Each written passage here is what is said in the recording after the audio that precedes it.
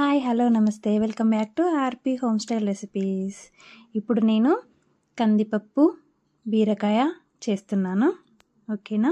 ముందుగా నేను 1 కేజీ బీరకాయలని తీసుకున్నాను.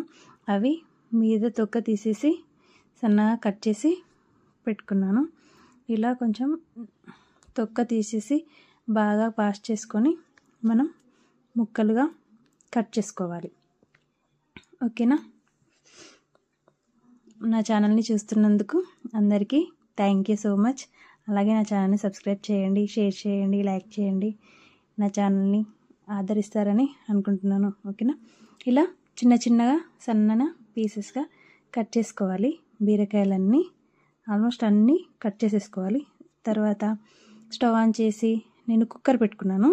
కుక్కర్లో చేస్తాను ఇది. కుక్కర్ పెట్టుకొని ఆ కుక్కర్ వేడయ్యేదాకా కొంచెం ఆగాలి. ఓకేనా. ఒక్క 10 to 5 సెకండ్స్లో కుక్కర్ అనేది వేడెక్కుతుంది. తర్వాత మనకు తాలింపు కోసం ఆయిల్ వేసుకోవాలి. ఆయిల్ వేసేసుకొని అందులో ఆయిల్ వేడవుతుందో ఒకసారి చెక్ చేసుకోవాలి. చెక్ చేసుకొని ఆయిల్ కొంచెం వేడిగా ఉన్నప్పుడు ఆవాలు, జీలకర్ర, నువ్వులు కలిపి పెట్టుకున్నాను. అవి వేసేసాను. అవి వేసి అవి కొంచెం వేగేదాకా వెయిట్ చేయాలి. అవి వేగిన తర్వాత అందులోనే మనం ముందుగానే కట్ చేసి పెట్టుకున్న పచ్చిమిర్చి, ముందుగానే కట్ చేసి పెట్టుకున్న హాఫ్ ఆనియన్ కూడా సన్నగా కట్ చేసి పెట్టుకున్నాను. అది కూడా అందులో వేసేయాలి. వేసేసి కొంచెం ఫ్రై అవ్వనివ్వాలి. ఓకేనా. ఇలా ఫ్రై అవుతే కొంచెం ఫ్లేవర్స్ అనేవి బయటకు వస్తాయి. ఇప్పుడు కొంచెం పసుపు, మన కర్రీకి సరిపడేంత పసుపుని నేను వేస్తున్నాను. అది కూడా ఫ్రై అవ్వాలి. ఆయిల్లో ఫ్రై అయిపోతే మనకు పచ్చివాసన రాకుండా ఉంటుంది. అందుకని కొంచెం ఫ్రై చేసుకోవాలి. మొత్తం కలిసేలాగా కలుపుకుంటూ మనం ఫ్రై చేసుకోవాలి. ఆ తర్వాత నేను ముందుగానే నానబెట్టి పెట్టుకున్నాను కందిపప్పుని. 1 కప్పు కందిపప్పుని నానబెట్టి పెట్టుకున్నాను.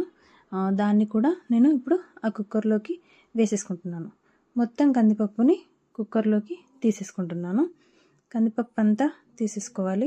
వాటర్ లేకుండా మొత్తం పొడి పప్పుని వేసేసుకోవాలి. ఎందుకంటే అది కొంచెం ఆయిల్లో ఫ్రై అవ్వాలి. అందుకని వాటర్ లేకుండా తీసుకోవాలి. వాటర్ లేకుండా తీసుకుంటే అది ఆయిల్లో ఈజీగా తొందరగా ఫ్రై అవుతుంది. అందుకని కొంచెం ఫ్రై అవుతే ఏంటంటే టేస్ట్ అనేది బాగుంటుంది. అందుకని కొద్దిసేపు 1 మినిటే, ఎక్కువసేపు కూడా మనకు అవసరం లేదు. 1 మినిట్ మనం దాన్ని ఆయిల్లో కొంచెం ఫ్రై అవ్వనివ్వాలి. అది కూడా పచ్చివాసన పోయి కొంచెం అది ఫ్రై అవుతుంది కదా, టేస్ట్ బాగుంటుంది. అందుకనే ఫ్రై చేస్తున్నా. ఇప్పుడు మనం ముందుగా కట్ చేసి పెట్టుకున్న బీరకాయ ఉంది కదా, ఆ బీరకాయ మొత్తం మనం అదే పప్పులోకి, అదే కుక్కర్లోకి వేసేయాలి. పూర్తిగా కుక్కర్లోకి బీరకాయను కూడా వేసేసుకోవాలి. వేసేసిన తర్వాత ఇప్పుడు మొత్తం ఒకేసారి మిక్స్ అయ్యేలాగా కలుపుకోవాలి. ఆ తర్వాత మనకు సరిపోయేంత సాల్ట్ వేసుకోవాలి. ఓకే. మనకు కర్రీకి ఎంతైతే సరిపోతుందో అంత సాల్ట్ వేసుకోవాలి. తర్వాత కారం కూడా వేసుకోవాలి. మేము నిజామాబాద్ అండి, తెలంగాణ నిజామాబాద్. అందుకే మేము కారం, ఉప్పు అన్నీ కొంచెం ఎక్కువగానే తింటాం. ఓకేనా. ఇప్పుడు కొంచెం కసూరి మేతిని వేసాను. వేసి ఇప్పుడు అన్నీ కలిసేలాగా మొత్తం మంచిగా కలుపుకోవాలి. కింది నుండి కిందికి కూడా అడుగంటకుండా కింది నుండి తీసుకుంటూ మనం మంచిగా కలుపుకోవాలి. తర్వాత మనం ఇప్పుడు వాటర్ని యాడ్ చేసేసుకోవాలి. ఎక్కువసేపు వేగనివ్వద్దు. డైరెక్ట్ వాటర్ వేసేసి విజిల్స్ పెట్టేయాలి. ఈ విజిల్స్ ఒక 3 విజిల్స్ వస్తే మనకు కందిపప్పు బీరకాయ అనేది ఉడికిపోతుందండి. 3 విజిల్స్ సరిపోతే 3 విజిల్స్ అయిన తర్వాత నేను ఓపెన్ చేస్తున్నాను. చూడండి, ఇదిగో ఇలా ఉడికిపోతుంది. ఓకేనా. 4 పెట్టామనుకోండి కిందకి మాడిపోతుంది. వాటర్ కన్సిస్టెంటీ అనేది మనం ఖచ్చితంగా చూసుకొని వేసుకోవాలి. దాన్ని బట్టి ఈ పప్పు ఎక్కువ ఉడకడము తక్కువ ఉడకడము అనేది తెలిసిపోతుంది. ఓకేనా. కరెక్ట్గా వేసుకోవాలి చూసుకొని. ఓకేనా. తర్వాత పైనుండి కొత్తిమీరతో గార్నిష్ చేసుకుంటే అంతే, బీరకాయ కందిపప్పు రెడీ అయిపోయింది. దీని కాంబినేషన్ మనం ఎప్పుడు వచ్చేసి పచ్చిపులుసుతో ఈ బీరకాయ పప్పుని తింటే అదుర్సింకా. దానికోసం నేను బాండి పెట్టి ఆయిల్ వేసి దానిలో నేను ముందుగానే కలిపి పెట్టుకున్న ఆవాలు, జీలకర్ర, నువ్వులు నేను ముందుగానే మిక్స్ చేసి పెట్టుకుంటానండి. అవి వేసుకోవాలి.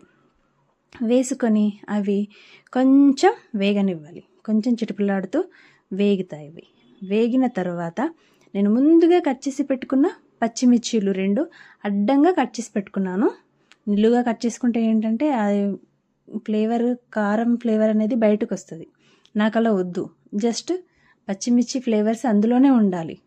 దాన్ని పిండుకొని తింటే బాగుంటుంది. అందుకనే నేను అలా అడ్డంగా కట్ చేసి వేస్తాను. ఓకేనా, ఇది నాకు ఇష్టం, అందుకనే ఇలా.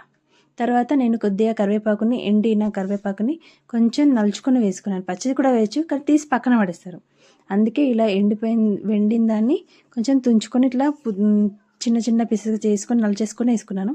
తర్వాత ఎల్లిగడ్డ, జీలకర్రని నేను మంచిగా రోట్లో దంచుకున్నాను. దంచిన ఎల్లిపాయ, జీలకర్రని కూడా నేను ఇందులో వేసిస్తున్నాను. వేసిన తర్వాత ఇది బాగా ఫ్రై అవ్వనివ్వాలి. బాగా ఫ్రై అయితే దాంట్లో ఉన్న ఫ్లేవర్స్ అన్నీ ఆయిల్లోకి వచ్చేస్తాయి. ఇప్పుడు కొంచెం పసుపు కూడా వేసి దాన్ని కూడా మొత్తం కలిసేలాగా కలుపుకోవాలి. కలిపేసుకున్న తర్వాత అందులో నేను ఇప్పుడు కొబ్బరి పొడి వేసాను.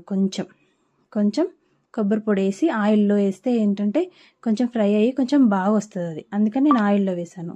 తర్వాత నేను ఇందులోనే ధనియాల పొడి కూడా వేస్తున్నాను. ఇవి 2 నేను ఆయిల్లో వేస్తాను. ఎందుకంటే అది కొంచెం ఫ్రై అయ్యి కొంచెం ఫ్లేవర్ అనేది ఆయిల్లోకి వచ్చేస్తుంది.